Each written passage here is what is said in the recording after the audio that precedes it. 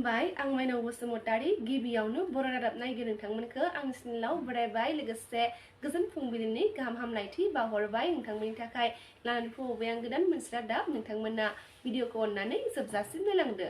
दिनैनि गिबि खौराङाव दङ थांनाय मैया फैगौ बिटिसि बिसायख'थिनि थाखाय गुबुन गुबुन दोलोनि बिजाथिफोरा बिजाथिलाइ गथायहैबाय जेराव बिजाथिलाइ गथायहैनाय समाव इउपिपिएल आरो बिपिएफ हान्जानि गेजेराव हरखाबै सौग्रावलायदों। मख'नो गोनांदि बिजाथिलाइ गथायहैनाय समाव इउपिपिएलनि बिजाथि राजु नार्जारि आरो बिपिएफनि बिजाथिफोरजों हरखाबै लोगो मोनलायनाय नुथाया समाजारि बिजोङाव गोबां गोसारदों।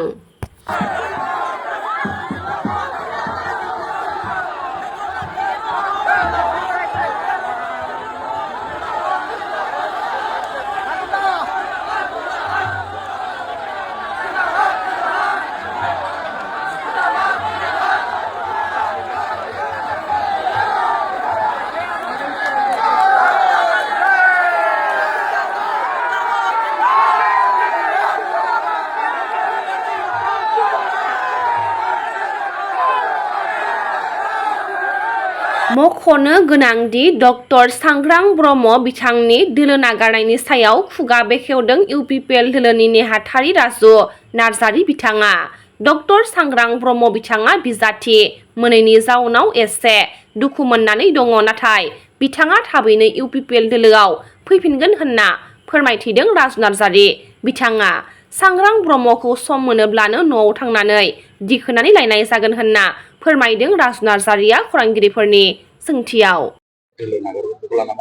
डक्टर सांग्रां ब्रह्मआ आंनि फंबाय असे। डक्टर सांग्रां ब्रह्मखौ आङो उन्दैनिफ्रायनो लोगो मोनबोदों। जों ज' देरबोदों, ज' फरायबोदों, ज' खामानि मावबोदों। डक्टर सांग्रां ब्रह्मआ एसे बोराबनानै दङ। बिथाङा गोबां जोंनि हानजानि थाखाय जोंनि सरकारनि थाखाय खामानि मावदों। बिथाङा गोबां बिहोमा दङ। बिथांखौ आङो जोबोद अनो मान होयो आरो बिथाङा सासे गोरों सासे लाइमोन। बिथाङा जोबोद माने रोंगौथिबो दङ।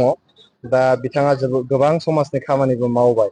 दा आङो बिथांखौ खावलायनो लुबैदों आंखौ नायनानै बिथाङा बिदाखौ नायनानै आं जिहेतु बिथांनि बिदा असे आंखौ नायनानै बिथाङा हानजानि मेन स्ट्रिमाव फैफिननांगौ। बिथांनि समाबो फैगोन।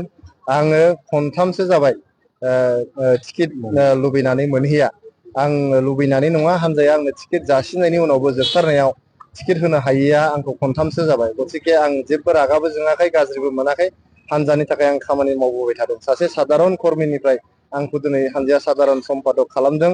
जोंहा डक्टर सांग्रां ब्रह्मआबो जोंनि लाइमोन गांखंनि सासे जेनेरेल सेक्रेटारि गिदिर मोनसे बिबानाव दं।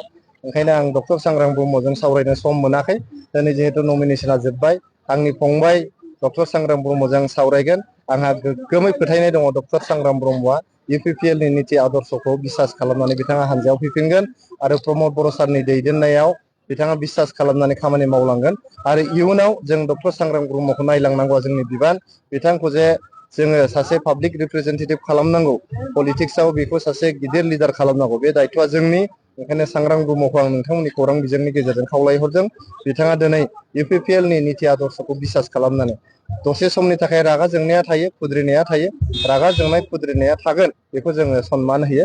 नाथाय बिथाङा थाबैनो जोंनि हानजानि सिङाव फैनानै बिथाङा खामानि मावफैफिननांगौ आरो जों ज' सांग्रां ब्रह्म, आं गासैबो जोंनि हानजानि मानसिफ्रा ज' खामानि मावनानै जों बड'लेण्ड ओनसोलनि रायजो राजाखौ सेबा खालामनांगौ आरो जोङो गोबां दाफामलु खामानिफोर, कनस्ट्राक्टिभ माखासे खामानिफोर मावलांनांगौ। बेनि थाखायनो डक्टर सांग्रां ब्रह्म फंबाय, नोंथाङा फैनानै जोंनि इउपिपिएल हानजायाव खामानि मावफैफिननांगौ आरो आं नोंथांखौ न'आव दैखांनानै लायगोन। फिन आरोबाव बिटिसि बिसायख'थिनि सिगां बिटिआरआव दुंहाव थासारि सोमजिदों। थांनाय मैया बिजाथिलाइ गथायनायनि उनाव इउपिपिएल दोलोआ पासनय सेरफाङाव प्रमद बर' बिथांनि अएसडि राजु ढाकालनो टिकेट होयैयाव दुंहाव थासारि सोरजिनायखौ नुनो मोननाय जादों।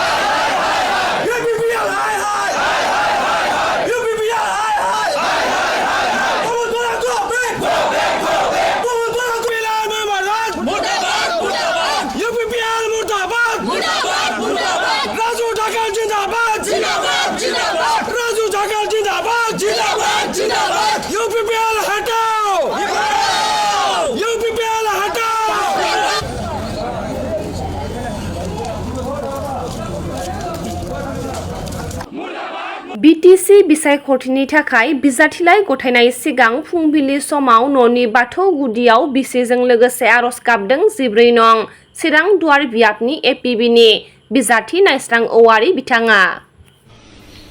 दिनै नैबे फुंबिलि समावहाय आङो आंनि न'आवहाय जाय धर्मखौ आं सिबियो बे धर्मआनो जाहैबाय गुदि बाथौ बुलि बाथौ सिबियारि आङो। आंनि मुङा श्री नायस्रां औवारि। आङो दिनैहाय गोदानै दाजानाय डक्टर अनजालि प्रभा दैमारिनि अल्टारनेटिभ पार्टी अफ बर'लेण्ड APBनि जानानै बे 14 चिरां दुवारावहाय आं दिनैहाय 1 तारिख बे 1 तारिख डेटआवहाय आङो नमिनेशन गथायनो नागिरदों। बे नमिनेशन गथायनो थांनायनि सिगां आंनि न'खरनि आफा बोराइ बाथौ बेखौ सिबिदों गाबख'दों बिख'दों। आंनि दिनैनिफ्राय जिखिनि समाजनि 14 चिरां दुवारनि जितु खामानि मावनो लानाय फैगौ BTC इलेक्शन सेप्तेम्बरनि 22 तारिखआव जानो गोनां बे इलेक्शनखौ लोब्बा लानानै आं दिनैहाय APBनि जानानै आं दिनै DC अफिसाव थांनानै नमिनेशन गथायगोन। बे नमिनेशन गथायनो थांनायाव जाहाथे आफा बोराइ बाथौआ बा आफा इसोरा खैदां खैफोद बिपद आफद जाया आं बेखिनिखौ दिनै बे फुंबिलि समाव फोरमायबाय। आरो लोगोसे 14 चिरां दुवारनि साफ्रोमबो रायजो राजा जाथि जनगोष्ठी हारिफ्रा जाहाथे आंखौहाय गोदानै दाजानाय बे अल्टारनेटिभ पार्टी अफ बर'लेण्ड बे हान्जानो जाहाथे नायस्रां औवारिनि सावगारियानो जाहैबाय ट्राक बे ट्राकनि सावगारियाव अर होनानै देरहाहोगोन बेखौ मिजिंथिदों। जुदि देरहाहोनो हायो आं अब्लाना बे 14 चिरां दुवारावहाय साफ्रोमबो रायजो राजा जाथि जनगोष्ठीनि गेजेराव गोरोबनानै समस्या मा दं गासैबो प्रब्लेमफोरखौहाय रायजो राजाजों गोरोबनानै खामानि मावलांनो थाखाय आं दिनै ओंखारदों। बेनिखायनो 14 चिरां दुवारनि साफ्रोमबो बर' रायजो राजा साननो हनो गोरों बुजिनो गोरों आरो सोब जाथि जनगोष्ठी हारिफ्रा फैगौ 22 तारिखनि जानो गोनां सेप्तेम्बर जानो गोनां बे BTC इलेक्शनखौहाय आंनि सावगारि दाम्पारनि सावगारियाव अर होना देरहागोन बेखौ मिजिंथिनानै आं दिनैहाय आफा बोराइ बाथौआव आर'ज गाबनाय जाबाय। Thank you. बर' सावथुन मुलुगनि मुंदांखा फावखुंग्रि रिया ब्रह्म बिथांनि फिसाय मनरन्जन ब्रह्मआ BJP दोलोनिफ्राय गावखौ दतमा बियाबनि बिजाथि सायख'नायनि थाखाय गोजोननाय फोरमायथिदों। बिजाथि मोननो हानायनि उनाव मा फोरमायगोन नोंथाङा दिनै? गिबियावनो आङो सानदों जोंनिनो मानगोनां डक्टर हेमन्त सारखौ आरो जोंनिनो स्टेट प्रेसिडेन्ट दिल्ली सारखौ आरो जोंनिनो गासैबो काबिनेटफोरखौ आङो धन्यबाद होनो मानो होनना बुङोब्ला बिथांमोना बिराद खस्थ'नि गेजेरजों सानसे दिनखौ बारहोदोंमोन। ओंखायनो आङो बिसोरो आंनि जानानै गसाइनावबो प्ले खालामो। ओंखायनो आं धन्यबाद होनो सानो। थांनाय मैया 14 नं चिरां दुवार बियाबनि UPPL दोलोनि बिजाथि खाम्फा बरगयारि, 13 नं चिरां बियाबनि बिजाथि सायखं बसुमतारि आरो 15 नं चिरां बियाबनि बिजाथि चन्दन ब्रह्म बिथांमोना गावसोरनि मददगिरिफोरखौ लोब लानानै चिरां जिल्ला मावख'आव बिजाथिलाइखौ गथायबाय।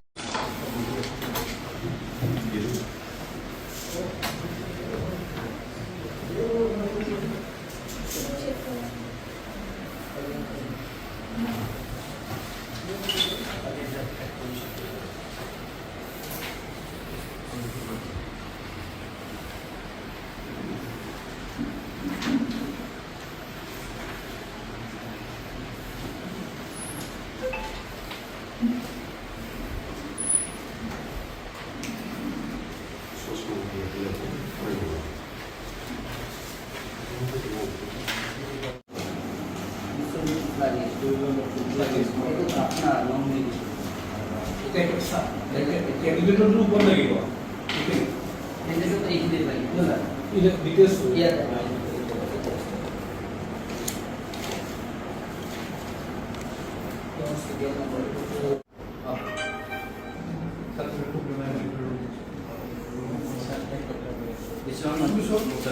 Serial number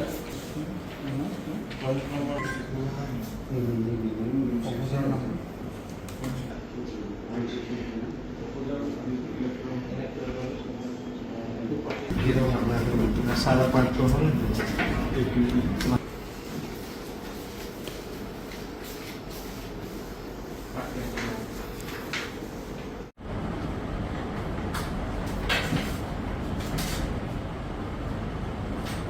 Thank you, sir.